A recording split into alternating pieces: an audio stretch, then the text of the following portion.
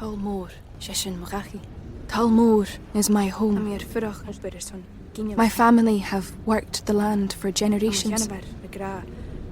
My gran says the island does not belong to us, but we belong to the island.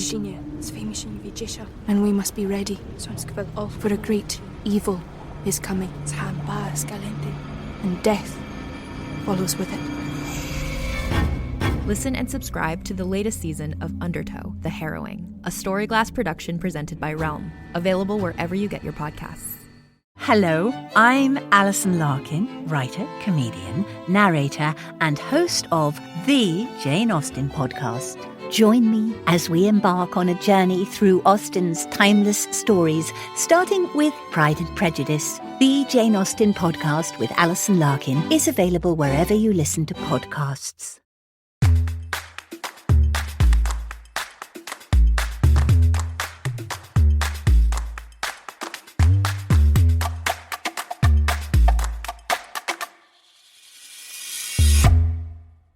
Hello world and welcome back to another episode of Thanks for Coming In. I'm your host, Jillian Clare. How are you all doing today? I am a bit tired. I started going to the gym again because a new one opened up near me and they're practicing social distancing and all that stuff. It's very nice and it's a lot of fun. But I feel like I'm increasingly more tired, and I don't know if that means that I need to change my diet in some way or what.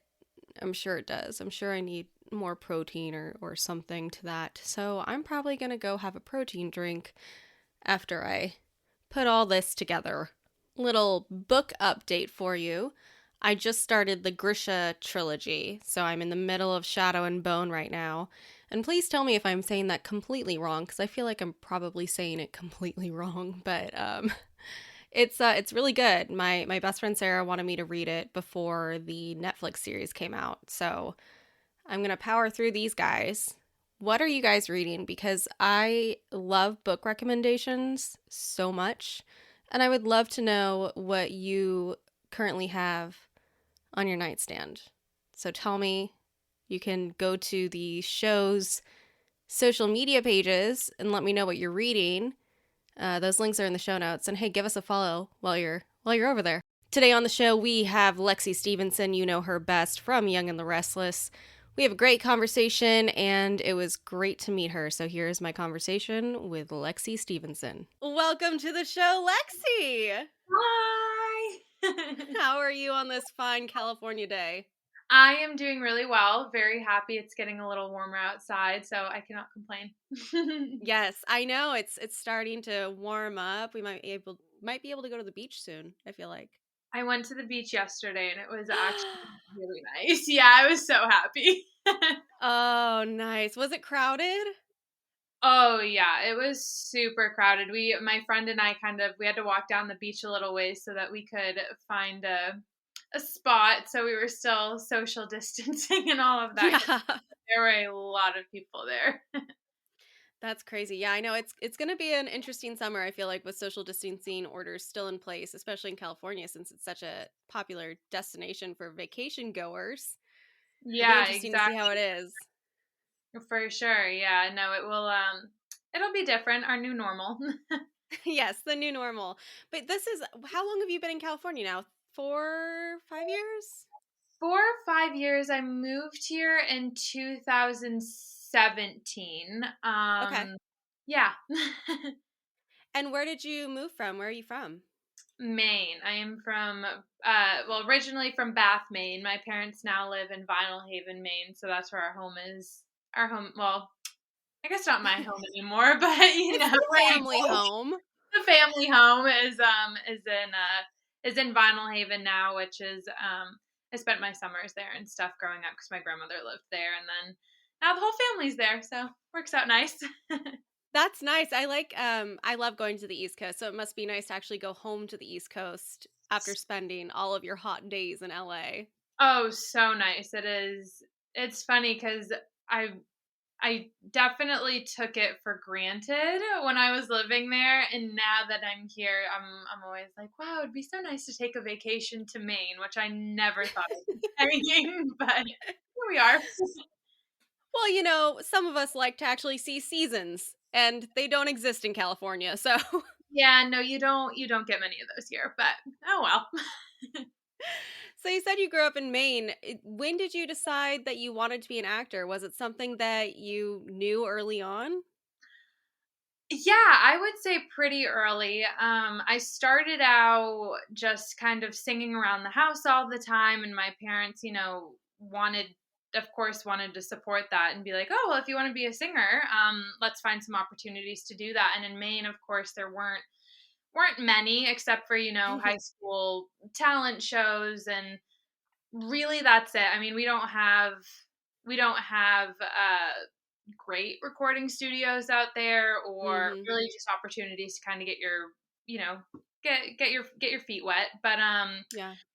so I ended up finding a theater group, and they did musical theater, so that was kind of like, oh, Nice. okay, I can sing, but now I need to act. And I started acting, and I fell in love with it.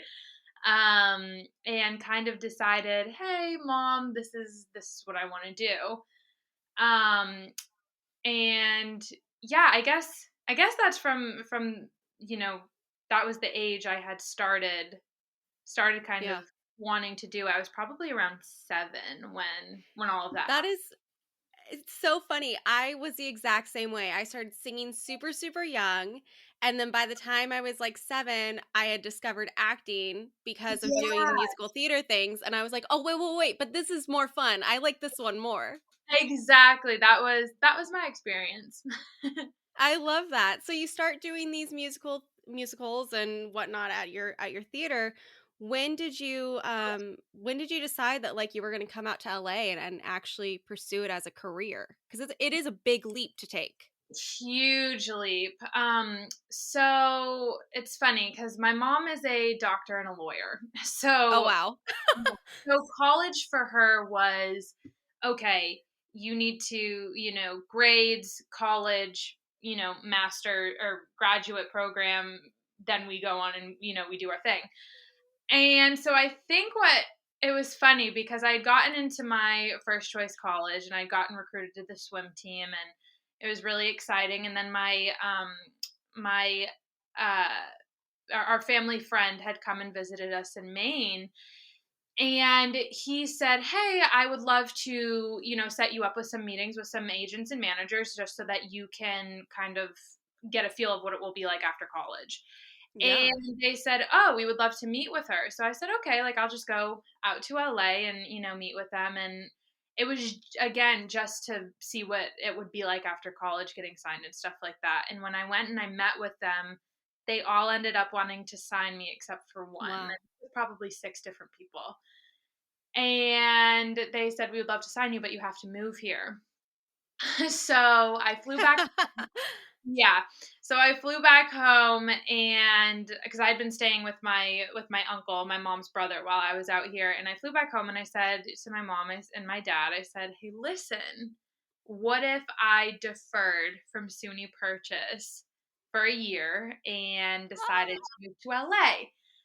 And it was funny because I remember being so scared to tell my mom because, again, she was so college, college, college, college, college, and I Yeah. was her, and she was like, "Okay, let's do it." And I was like, "Okay." Heck Yeah, yeah, mom. honestly. So my dad and I packed up my Ford Explorer, and we drove cross country to Los Angeles, and I signed with my first agent, my first manager at that point, and that was how I ended up here. I love it. So did the deferred thing ever work out? Did you ever go to college, or did you say, no, not happening now? No, so basically what happened was, it's very funny. I was there for about 7 months, and I kick myself in the butt for it because I feel like, I don't know. I was out here for 7 months, and then of course I got homesick, and I said, okay, I'm ready to go back home. I'm going to go to college. I Mm, had already auditioned for Young and the Restless at that point, and I think it had been 2 months since I had auditioned. You know, it had been a Mm-hmm. while.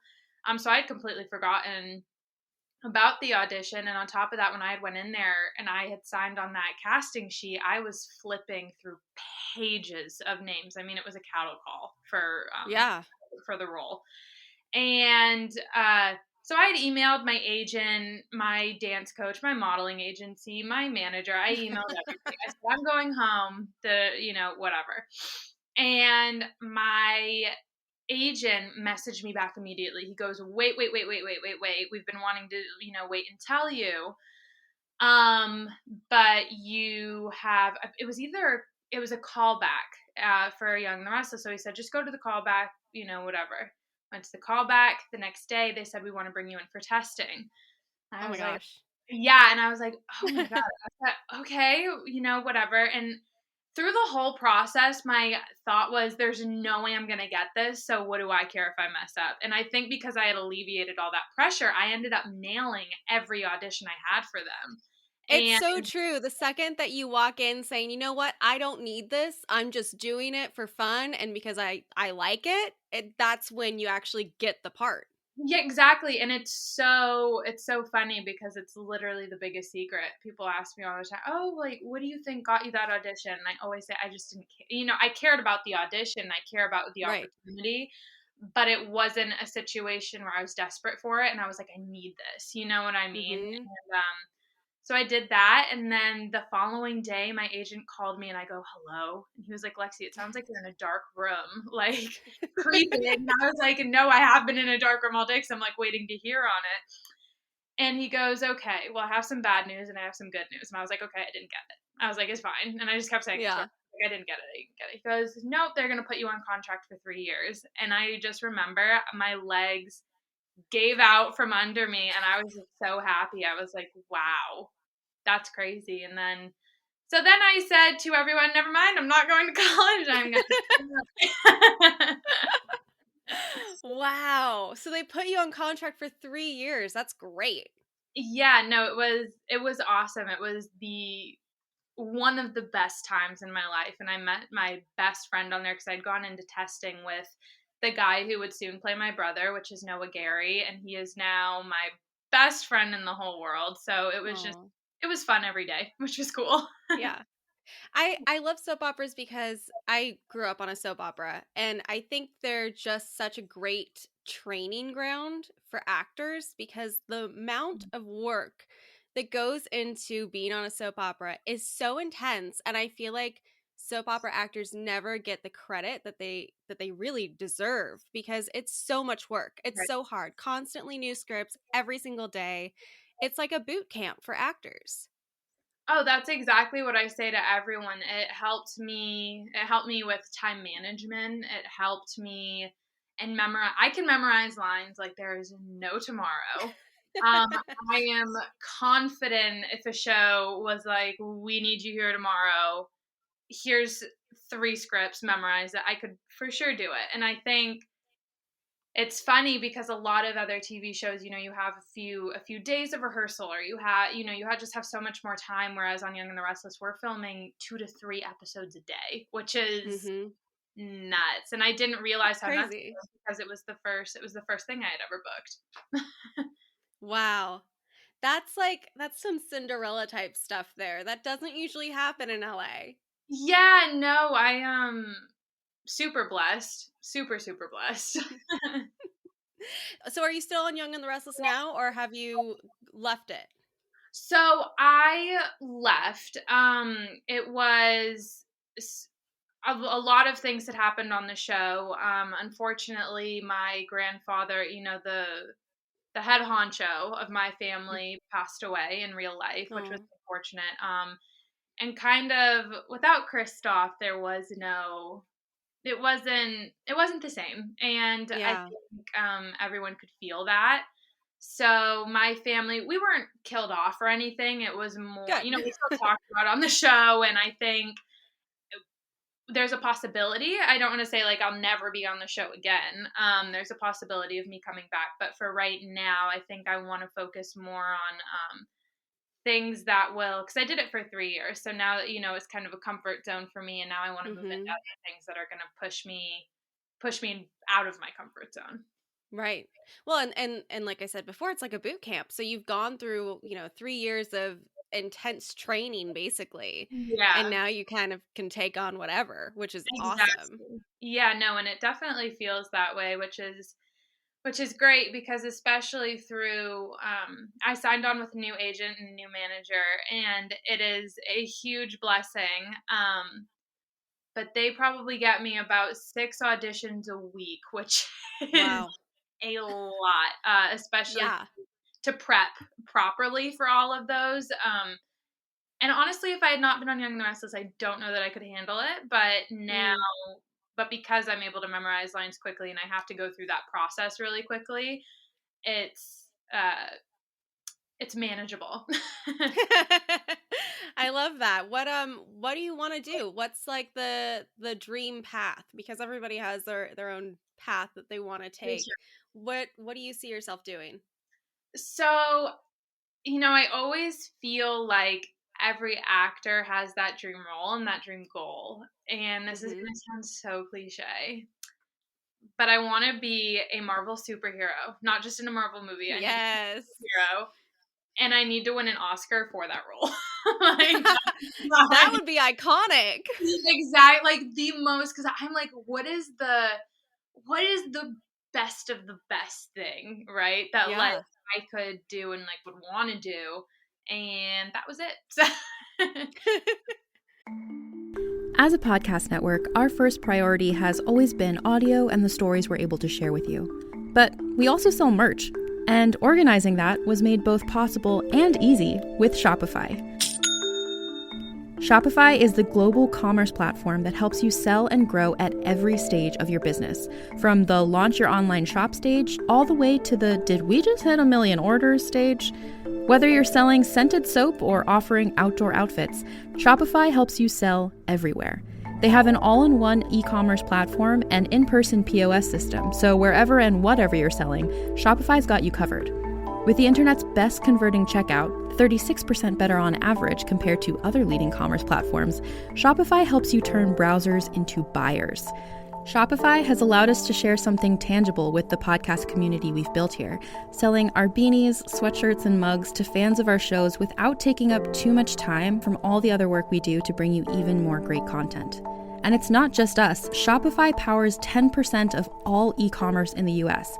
Shopify is also the global force behind Allbirds, Rothy's, and Brooklinen, and millions of other entrepreneurs of every size across 175 countries. Because businesses that grow with Shopify.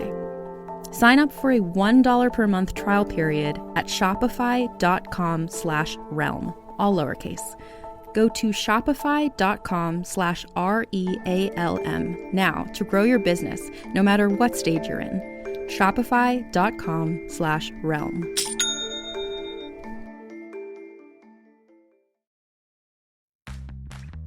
You can shop from anywhere doing pretty much anything. You might shop while working, eating, or even listening to this podcast. And however you shop, we all know and love the thrill of the hunt. But do you also know how to get the thrill of the best deals? Because Rakuten shoppers do. With Rakuten, they get the deals they love with the most savings and cash back. And you can get it too. Start getting cash back at your favorite stores like Sephora, Nike, and even Expedia if you're looking to get some travel in. And getting cash back doesn't mean you have to miss out on sales, because those can just be stacked right on top. It's easy to use and based on a simple idea. Stores pay Rakuten for sending them shoppers, and Rakuten shares the money with you as cash back through PayPal or check. Download the free Rakuten app and never miss a deal. Or go to Rakuten.com to start getting the most bang for your buck. That's RAKUTEN.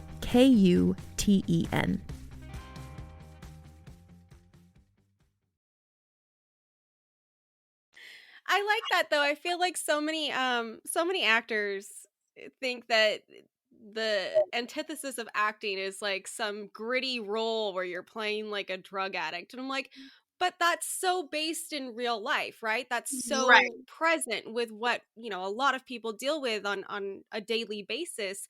Whereas being a Marvel superhero, that's imagination, that's fun, that's acting, that's something that you can't do. Right.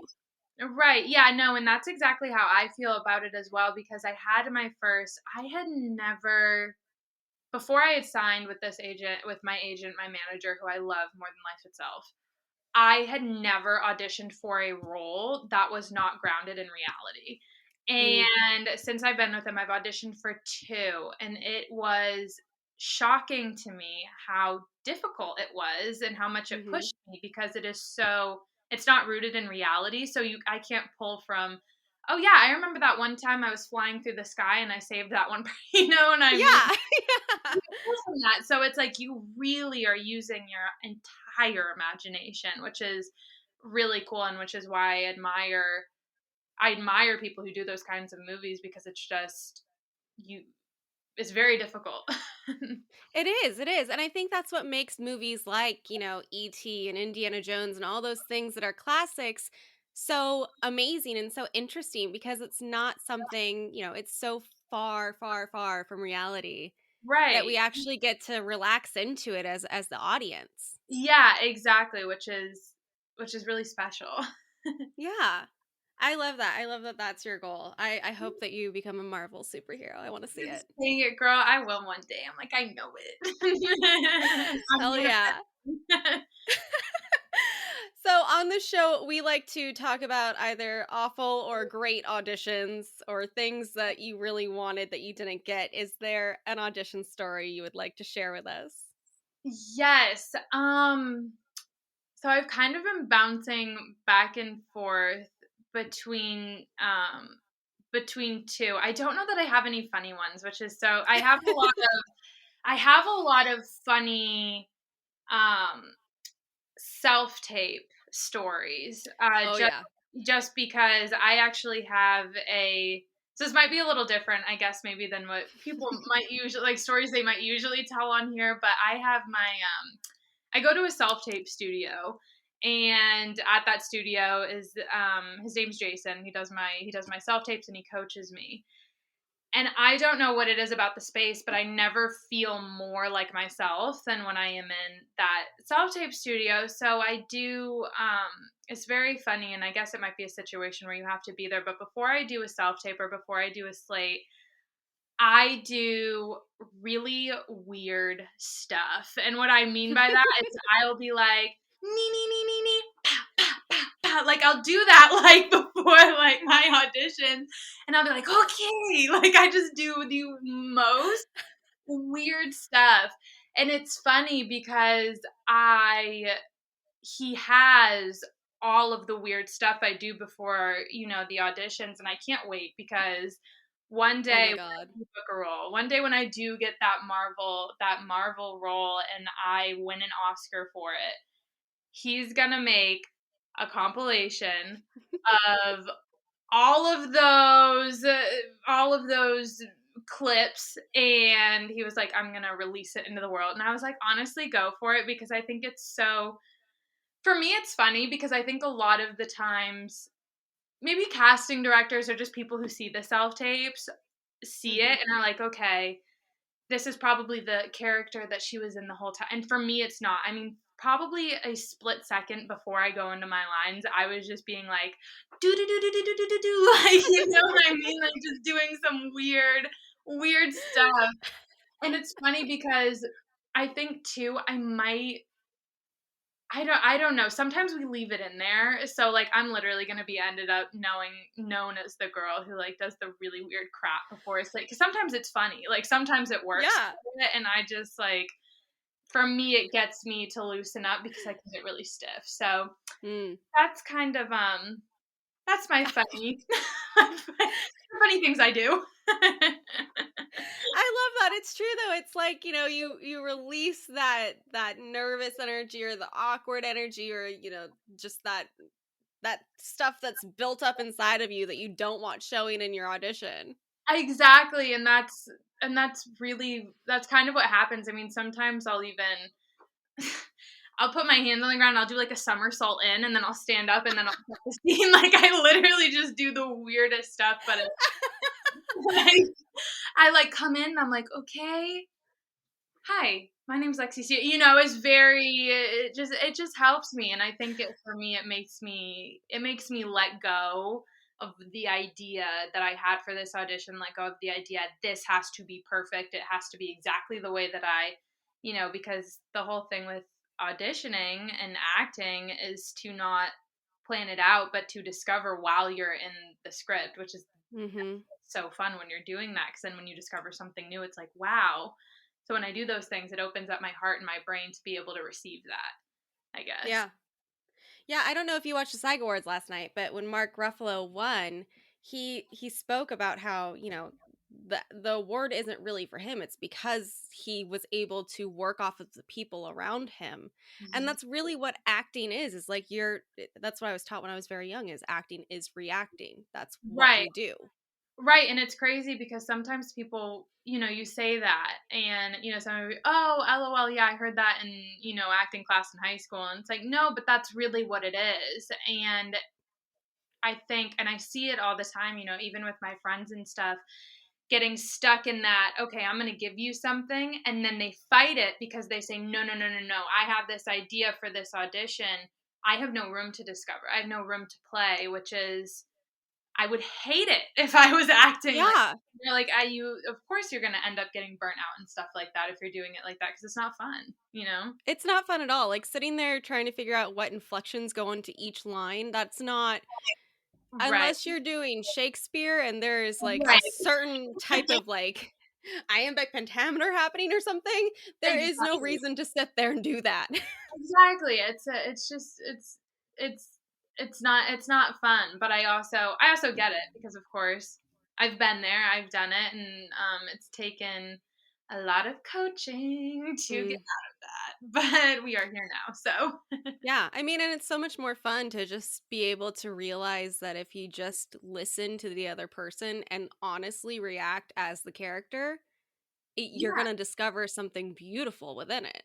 Right, and I think that's when there was that, what is the name of that new,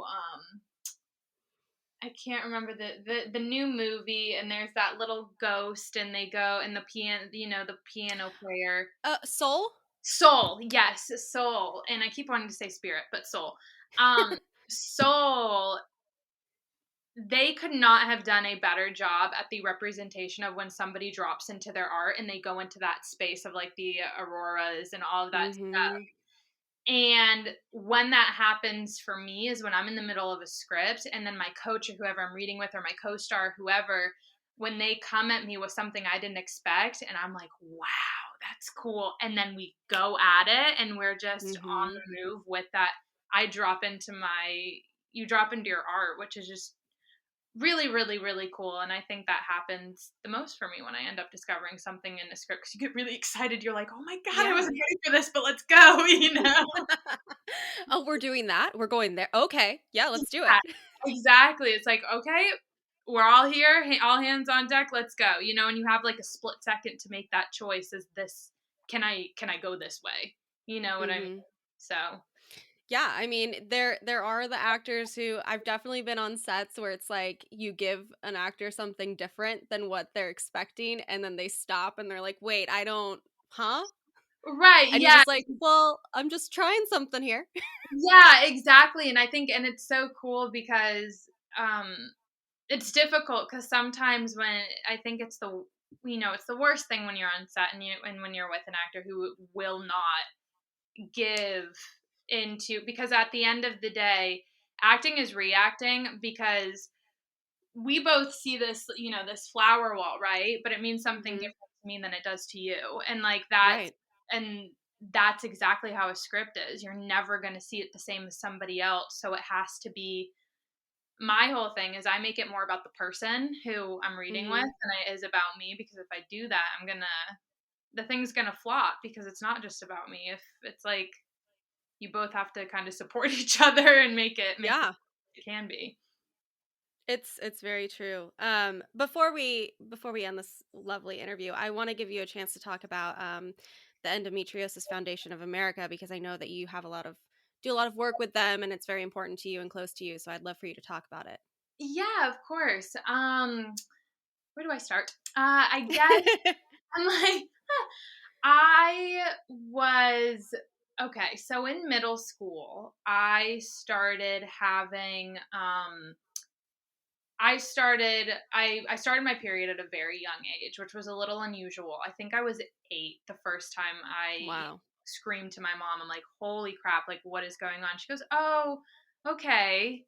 You're a little young for that, but okay, whatever." Yeah. And not whatever, but we'll keep an eye on it. And Right. as I was going through middle school and into high school, I just started every time my period would come around, I had cramps that would take me out of school, Mm. had landed me in the hospital multiple times.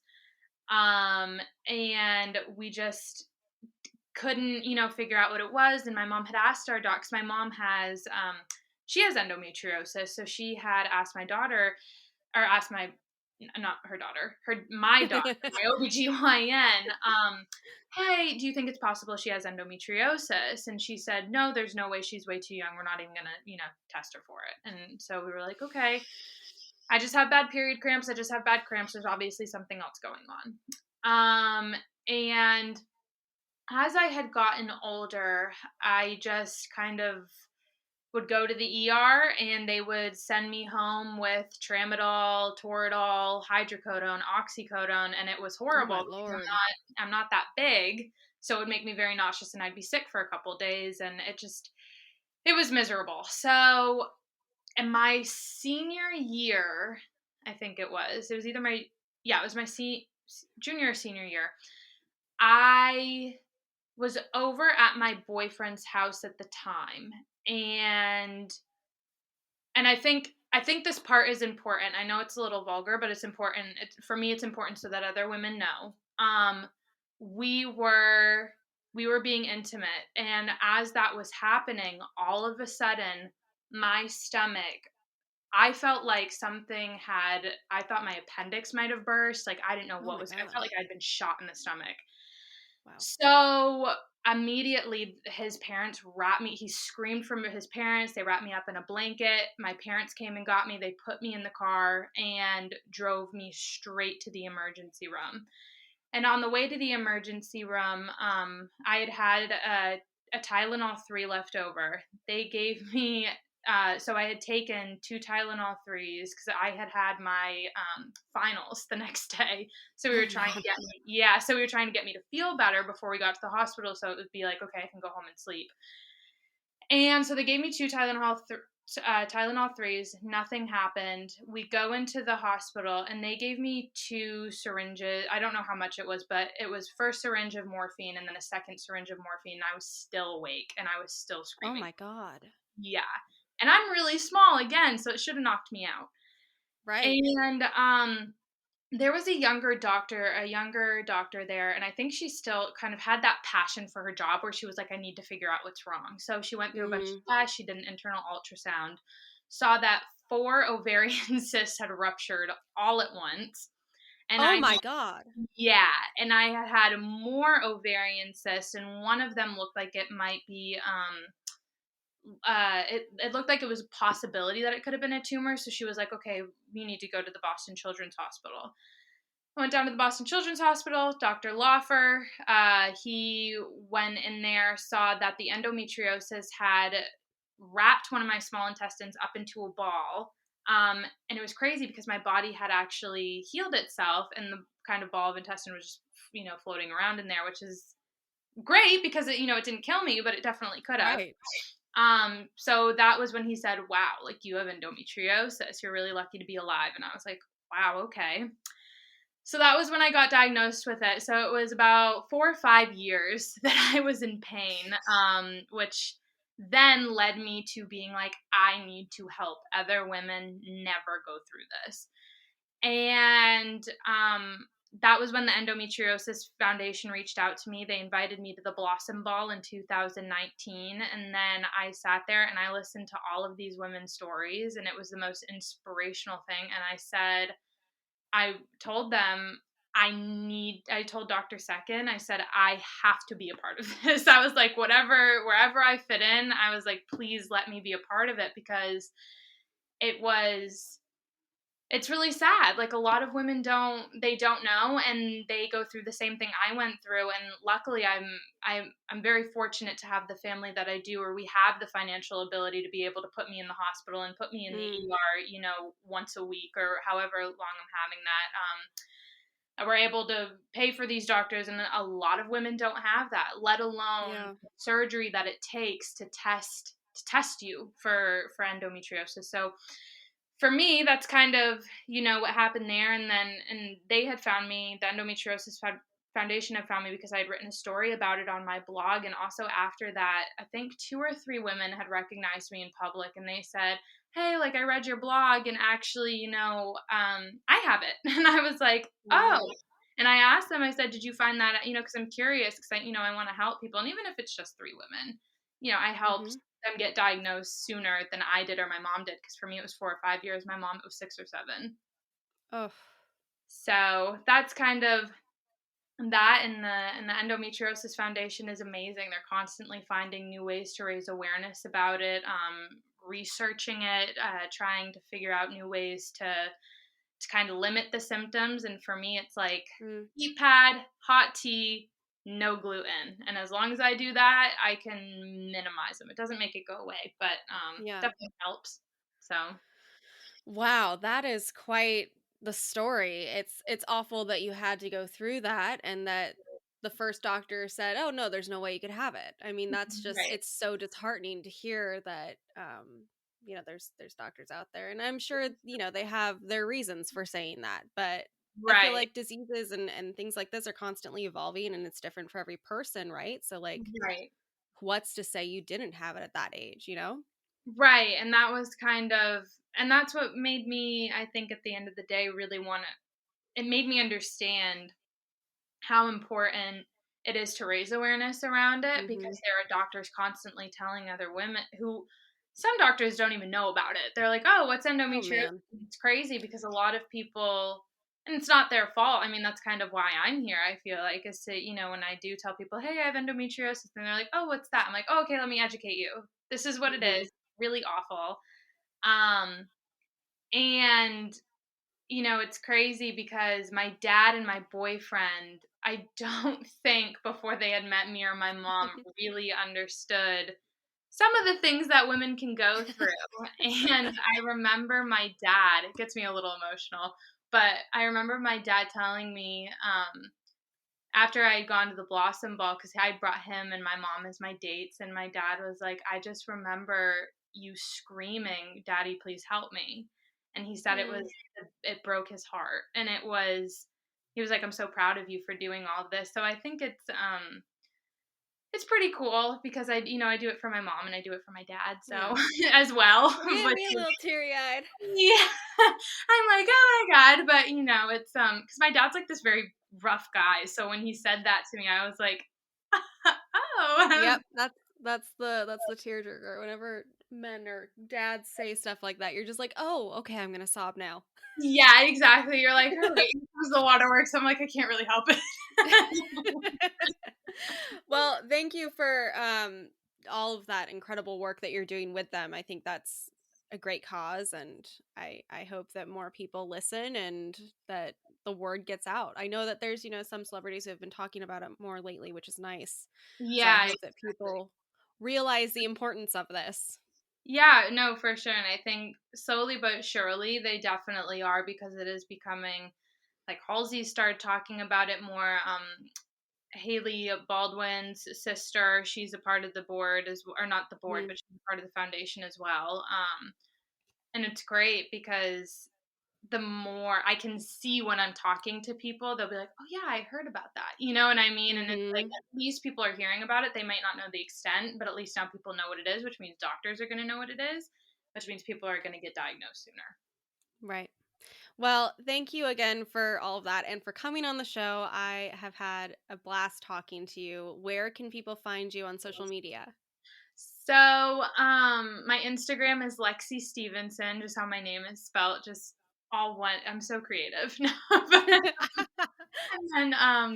And then TikTok is actually really everything. TikTok, Snapchat, Instagram, it's all just Lexie Stevenson. So Awesome. Well, I am so stoked to see everything that you do in the future, and I hope that you become a Marvel superhero. thank you so much. Thank you. I really appreciate it. And thank you for having me. Thanks again to Lexie for coming on the show and sharing this time with me. Tune in next week for a very special episode that I'm pretty excited about. And until then, you can go to our Instagram, which the link is in the show notes, and watch some exclusive clips from the most recent episodes. Every Friday, I'm posting a new IGTV where you actually get to see our faces conversing rather than just listening to us. But I like you listening to us. Don't get that wrong. But hey, if you want a little more and you want to actually see us talk, you can go to our Instagram to check that out. Make sure to subscribe to the podcast wherever you're listening to it right now, and leave us some stars and some reviews. That would be wonderful. And as always, thanks for coming in.